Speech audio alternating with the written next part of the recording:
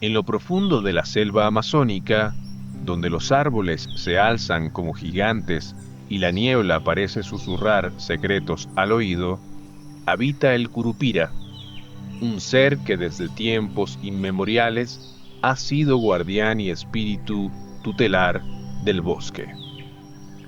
Su figura es conocida por su cabello rojo como el fuego, sus pies orientados hacia atrás y su risa que resuena como un eco travieso entre las sombras. No es ni humano ni animal, sino algo más antiguo, nacido de la misma esencia de la selva. El niño y el secreto del curupira.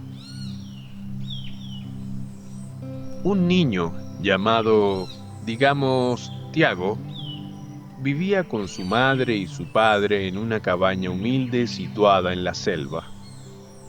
Habían llegado allí tras huir de la ciudad y enfrentaban días de hambre.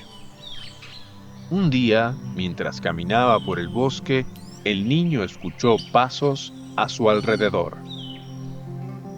Al voltear, vio una figura diminuta con un cabello resplandeciente como llamas. Era el curupira.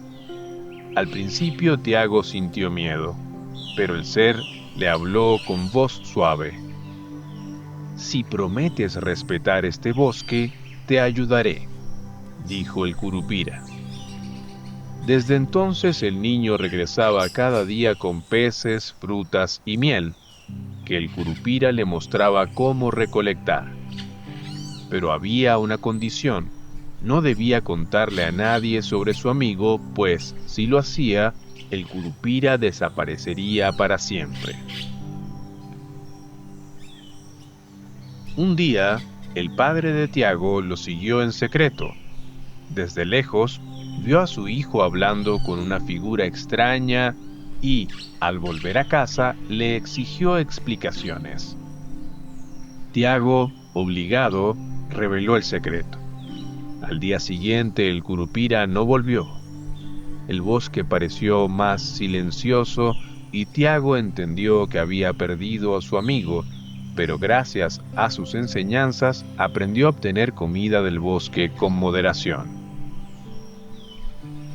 Al crecer, Tiago adoptó la costumbre de pedir permiso al guardián que aseguraba la generosidad del lugar antes de salir a pescar, a cazar o a recolectar frutos.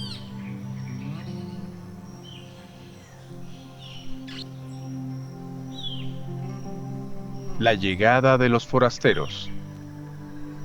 Años después, un grupo de cazadores ingresó al bosque, cargados con sus herramientas, sus perros y ambiciones.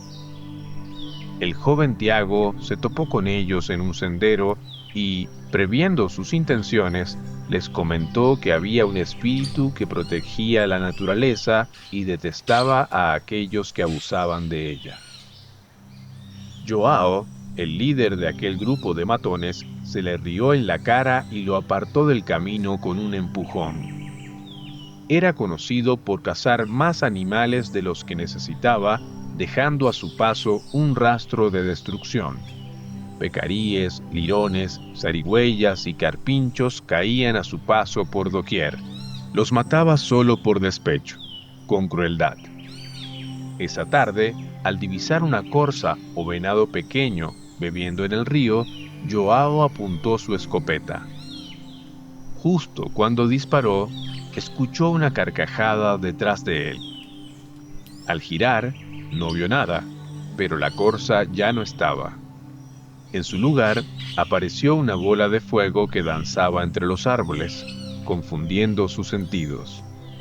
Joao llamó a sus perros, pero estos habían desaparecido. Entonces, aterrorizado, corrió en círculos, incapaz de encontrar el camino de regreso. El curupira lo había castigado por su abuso. Finalmente, exhausto, cayó al suelo. No podía ni hablar ni moverse. Su cabeza empezó a dolerle cada vez más. Su espalda le crujía. Estuvo así sufriendo no se sabe cuántas horas. hasta que perdió el conocimiento.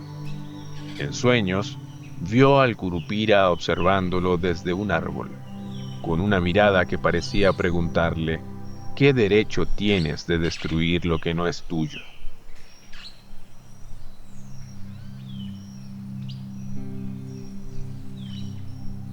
El castigo de las lianas de fuego. Llegó el día en que unos leñadores decidieron talar un árbol gigantesco ubicado en medio del bosque. Llegaron con sus hachas, haciendo pedazos los árboles que se cruzaban en su camino. Ignoraron las advertencias de un señor llamado Tiago, a quien escucharon hablar en el pueblo sobre una criatura con cabeza de fuego que era el protector de los animales y plantas que habitaban la selva. Los leñadores se burlaron del señor y prosiguieron su camino. Fueron necesarios 10 hombres con hachas para terminar de derribarlo. Al atardecer del quinto día, el gigante de madera cedió. Se inclinó y se precipitó al suelo estruendosamente. Entonces el cielo se oscureció y, de la nada, unas lianas ardientes cayeron sobre ellos, envolviéndolos y atándolos a la inmensa base truncada del gran árbol caído. El Curupira apareció frente al jefe de aquellos hombres con una mirada severa. «Este bosque no es tuyo para destruirlo», dijo. El leñador gritó pidiendo perdón, pero el Curupira los dejó allí toda la noche, mientras las lianas ardían y quemaban sus brazos. Al amanecer, los hombres fueron liberados, pero desde aquella terrible lección nunca volvieron a talar un árbol. Un nudo para escapar. Tiago era ya abuelo. En su infancia había entablado una bonita amistad con aquel espíritu generoso pero implacable. Aunque valoraba la manera como el Curupira defendía el bosque, sus animales y plantas, no ignoraba que éste a veces podía ser despiadado. Así, con los años, encontró una manera de confundirlo y evitar su ira. Para ello, enseñaba a sus nietos un protocolo para salir a cazar. El cazador, antes de entrar al bosque, debía pedir permiso a la madre selva diciendo: «Curupira, permíteme tomar solo lo necesario para alimentar a mi familia». Y, además, debía atar un nudo en una liana. Si alguna vez cometían un error al salir de cacería, les explicaba el sabio anciano a sus primerizos alumnos, el nudo distraería al Curupira lo suficiente como para darles tiempo de escapar. En una ocasión, uno de sus alumnos olvidó hacer el ritual y se perdió en el bosque. Recordando las enseñanzas de su abuelo, tomó una liana y la lanzó al suelo con un nudo apretado. Desde la distancia escuchó cómo algo o alguien luchaba por deshacer el nudo. Aprovechando la distracción, corrió y encontró el camino de regreso. Cuando el joven llegó a la aldea, buscó rápidamente a su abuelo Tiago y le dio un gran abrazo, prometiendo nunca más abusar de la explotación de los recursos naturales. En los rincones más profundos de la Amazonía, bajo el dosel de los árboles, se dice que el Curupira sigue caminando, vigilando y protegiendo su hogar. Su risa, según algunos, todavía puede oírse cuando cae la noche, como una advertencia para aquellos que se atrevan a olvidar su presencia.